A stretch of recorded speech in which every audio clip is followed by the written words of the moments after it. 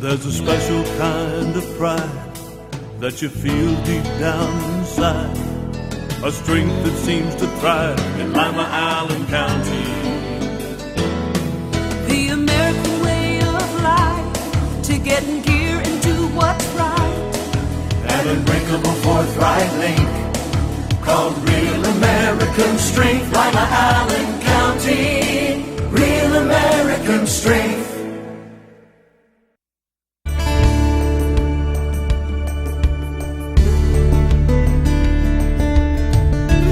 Keeping you up to date with what's happening in your community. Community Focus on GTV2. Thanks for joining us today on Community Focus. I'm Anne Decker, and in the studio with us today is Lima Police Chief Kevin Martin. Thanks for being here. Well, thank you again for having me on. You are welcome. You've got a great story to tell. I'm looking at your crime numbers for the last 5 years, and they have been dropping drastically ever since 2008. Why since 2008? What have you done differently? Well, actually, really two things happened in 2009. The first one was after Sheriff Krish, having been elected at the end of 2008 and was appointed to office in January of 2009, that really did begin a new sense of cooperation amongst not just the police department, sheriff's department, but law enforcement agencies throughout Allen County. It started with the combining of the LPD PACE unit with the West Central Ohio Crime Task Force, which I think has reaped some real dividends. But that's also led to other cooperative efforts, such as the Operation SHIELD details that have involved most every law enforcement agency throughout Allen County and spearheaded by the Ohio State Highway Patrol. So that cooperative effort amongst law enforcement agencies has made a big impact. The other thing that happened in 2009 was the Lima Police Department implemented their pinpoint policing. Which is where we actually target our resources to where the highest crime areas are. And again, a lot of that is because of technology that's available to us now that was not available even 10 years ago in terms of being able to more accurately track the crime complaints that we receive. But again, then we certainly will still continue to always respond to what many might call the so-called routine calls for service, and taking reports and those types of things. But also we have taken part of our staffing on each shift, each given day, and we will assign them to problem-solving teams to work within these high crime areas with the goal to be to help reduce crime or prevent crime as opposed to just trying to solve it after it's happened. Let's look at the actual numbers themselves. Where were you in 2008 and how has it changed since then? Well, in 2008 we had over 4,800 actual UCR Part 1 crimes or total offenses. And that's all crimes? Oh, well, that would be actually the areas that are measured in the UCR Part 1. It certainly covers most crimes. It's homicides, rapes, robberies, burglaries. The nasty stuff. All assaults. It also includes all larcenies and motor vehicle thefts. So again, it is certainly most every category of crime. There are a few things like vandalism or that is perhaps not captured in there, but it's certainly, and those are the numbers that we're required to report to the FBI for their crime statistics that they track. So again, it does give us a really good view as to the crime problems in Lima when we look at those numbers. And we went from more than 4,800 actual offenses in 2008 to at the end of 2012 for the year, we had less than 3,900. So we had nearly 1,000 actual offense decrease. Or if you want to talk percentages, it was just slightly over 20% decrease from 2008 to 2012. That's impressive. Yes, it is, and it's continuing for the first 8 months of this year, which is the only data that's available to me right now. We don't have the September numbers finished yet, but through the end of August of this year, compared to January 1 through August 31 of last year, we've seen a reduction of almost 11%. I believe it's 10.8% or 10.9%, something like that off the top of my head. Realistically, how far down can this trend go? Because you can't just keep going down 20% a year forever. It's bound to level off at some point. No, but I will say that I think that we've got lot more that we can do to decrease crime. Certainly one of the things that will continue to help keeping this number going down is if we continue to get more help from the community. We need residents and business owners and even visitors, when they see something happening, to call us. We would much rather be called and go out on something that somebody thought was suspicious and it turns out to be nothing, than to not receive the call and find out later that either a house has been broken into or maybe someone's been hurt. How much has social media helped that effort? I think social media certainly has helped us within the last year or so since we've gotten into the social media realm, because Sergeant Andy Green, who heads that up, he's very good about getting information out there very quickly when we're looking for someone, and it has helped us to get a lot of people in custody rather quickly that might have taken us much longer, and they could have committed more acts of violence or thefts or whatever it may have been that they were doing. Well, and it's so easy, too, just to type in your tip rather than pick up the phone and call somebody. Are you getting much of that? Yeah, and we do certainly get tips through the social media, too. I will say I don't think that part of it's quite caught on as well yet as we would like it to. But certainly, for anybody that's watching, don't hesitate to do that. So what plans do you have for the department in the coming years to help decrease this even more? Well, again, we want to continue trying to improve our ability to be able to focus our resources where the crime's occurring. And again, a lot of that's going to be dependent upon people being willing to report what they see to us. But also, it's going to require just the officers and the communication operators and the other personnel at the police department to continue working as hard as they have done. And again, I can't say enough about their work. I'm so very proud of the men and women of the Lima Police Department. But again, if they continue working hard, the community continues working with us, I think those numbers are going to go down even more. You know, we're coming into the holiday season, and there tends to be an uptick in thefts during the holiday season with people bringing home their presents or, you know, even losing them while they're still at the stores. Do you have any advice for people as they're shopping or as they're bringing things home in order to protect what they're doing? Oh, well, and actually that brings up a good point, because again, that's another way that the community can help us in terms of keeping these numbers going down, is by making themselves less likely victims. And one of the things, when you're out shopping during the holiday season, if you're going from one store to another, make sure that you have the gifts you bought at the one store locked in the trunk. If you don't have a trunk in your car, at least have them as out of sight as possible, maybe even cover them up with a blanket or something, so that they're not as noticeable to any would-be thief coming by looking into cars. Make sure you use the locks on your doors. So often we get things stolen out of cars, even out of homes, just because people left their doors unlocked, either the car doors or their house doors.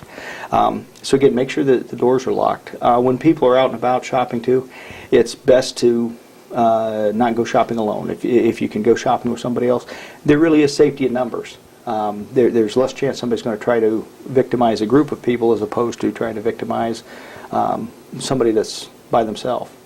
And lastly, I would just say, be alert, be aware of who and what's around you, and keep your cell phone handy. If you need to call us. That's some great advice. Give us the phone number if people do want more information or if they have something to report. Well, if they have something to report, our dispatch is 419-227-4444. If they would like to have maybe a home security survey or business security survey done, then they can also call the 227-4444 number and ask for a crime prevention bureau. And you'll just send them out for free?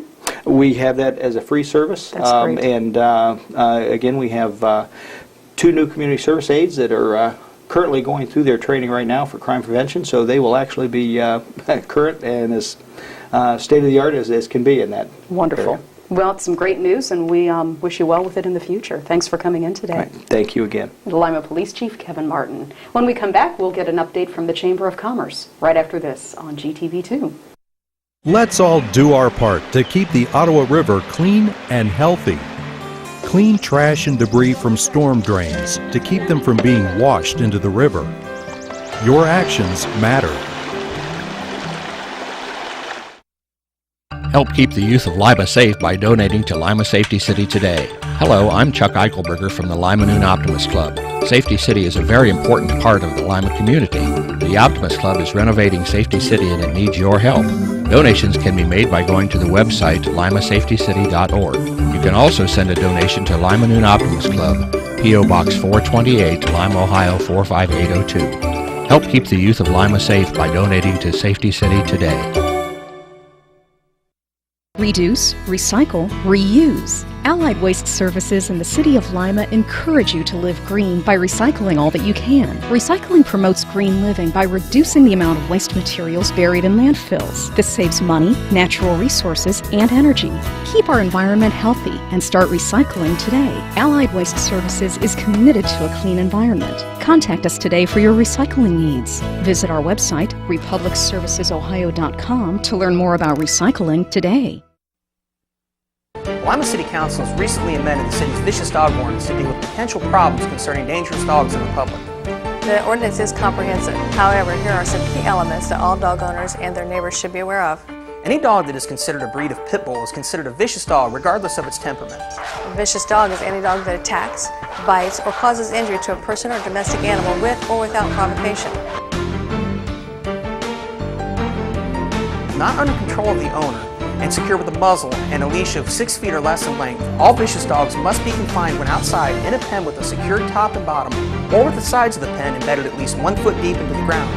If you're a dog owner and have concerns about any dogs in your neighborhood, visit limapolicedepartment.com to find out more about the city's vicious dog ordinance. The fine for non-compliance is $150 per citation, and ignorance of the law is not a defense. If there's an emergency situation, call local law enforcement for immediate assistance. Welcome back to Community Focus. I'm Anne Decker. The Chamber of Commerce's biggest party of the year is coming up November 7th. It is Chamberfest. And here in the studio to give us details are Ada Ellerbrock and Kevin Weiging from Ultrasound. Thanks for being here. Thanks for having us. You are welcome. What do you have planned for us this year? Well, of course, it's Mini Vegas right here in Lima, so it's a chance for you to come out and have some fun and try our different games. It's been a great event planned and put together by our sponsors. We have many sponsors, including Huskies sponsoring our grand prize, and then we have our bank sponsor by First Federal, and then we have Ultrasound sponsoring our games and entertainment. Yeah, what are you bringing? Actually, it's traditional Chamberfest. We have a casino theme night set up.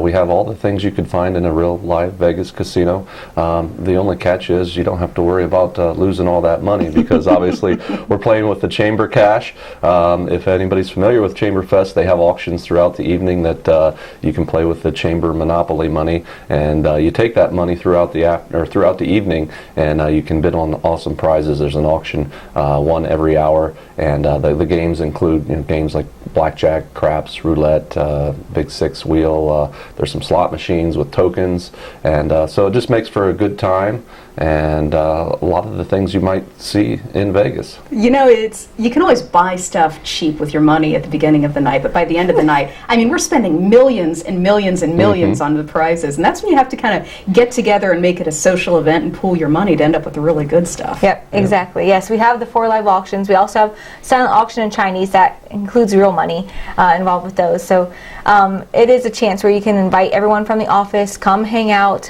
With each ticket, they're going to get 2 drink tickets. They're going to get an entry into the grand prize, which is an ultimate party package, like everything you need for a backyard barbecue or a tailgate.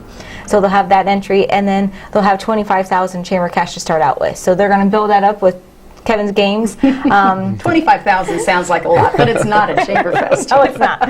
No, so they'll build that up throughout the night, and of course bid on the live auction prizes. And it's a great time to come out and have fun with the friends and coworkers. Do you have any good prizes lined up so far? Oh my gosh, my office is packed. I just walked in from the weekend and some people put more prizes in there. There's things from Ohio State items, there's Harley Davidson items. We have part of the grand prize, there's a drink dispenser. Of course, you need something for your tailgate or backyard barbecue. There's a fire ring in there. I think we're going to have another fire ring. So yeah, my office is packed. And that's good because that's what we want businesses and people, the professionals in the community, and just open to the public, is meet us at Chamberfest. One of the things we didn't highlight it yet as well is all the restaurants that are represented there. Along with your ticket, you get free food from a number of area restaurants. I believe there's over 20 restaurants represented that you can sample and get a taste of Lima and continue to play the casino theme night games and hopefully bid on NM items and win win something. Yeah, more than the casino, I enjoy just eating my way around the room. You get a little sample plate from everybody, and by the time you end up at the end of the room, you've got an entire meal. Yes, wings, pizza, soup, desserts, yes, everything you can think of. How do people get tickets? Well, they want to go to limachamber.com and they can get tickets there. They can call us at the chamber at 419-222-6045. Okay, and how much are tickets? They're only $25, so it's a steal. Yes. That's for member or non-member? Both, yep. Okay. Now, if they wait to the evening, it's going to be $30 the day of. So you can just walk in the door if you want? Yes. Alrighty. Anything else we need to know about Chamberfest? No, just meet us at Chamberfest. Okay, November 7th at the Civic Center. Yes. Great. Thank you both for coming in today. Thank you, Ann. You're welcome. Ada Ellerbrock and Kevin Weiging. I'm Anne Decker, and this is Community Focus on GTV2. Hello. My name is Gary Shealy. I'm the Utilities Director for the City of Lima. Our domain is the Department of Utilities. We manage the water system, the wastewater system, along with the garbage and refuse contract for the city residences. The water system basically is a state-of-the-art operation. It consists of up-ground reservoirs along with a water treatment plant that can treat up to 30 million gallons of water a day. We have approximately 25,000 customers in our base, and we provide water services to the greater portion of Allen County, not just the City of Lima. The wastewater system is an advanced wastewater treatment plant operation. It has close to 350 miles of sewer pipe in it. It collects wastewater from most of the City of Lima, as well as greater portions of Bath Township, as well as Perry Township. The garbage and refuse system, we have a contract with, at this point in time, it's Allied Waste Systems. We do contract that in 5-year increments, and we provide garbage and refuse service to single-family and duplex residential houses. The Utilities Department itself is approximately 100 employees.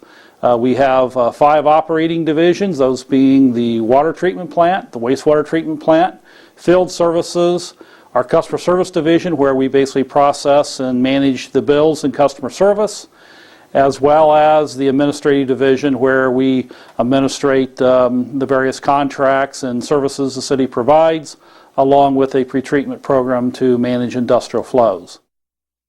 I didn't want to be touched. He said it would feel good, but it didn't. So he gave me a new doll and some candy. He told me not to tell anybody and that it's our special secret. How do I make him stop? Say no. Run away. Scream. It's okay to tell an adult you trust if someone is hurting you or making you uncomfortable. Feel safe. Feel strong. Feel free.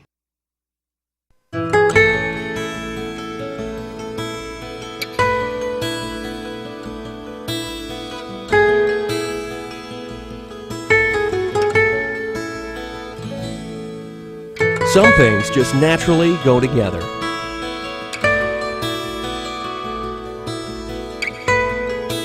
Other things don't mix. Please, don't drink and drive.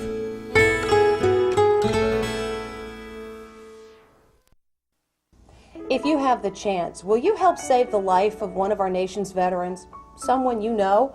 I'm Deborah Norville. If you're the mother, sister, spouse, or friend of a veteran who seems angry, sad, or isolated, you may be seeing warning signs of depression or suicide.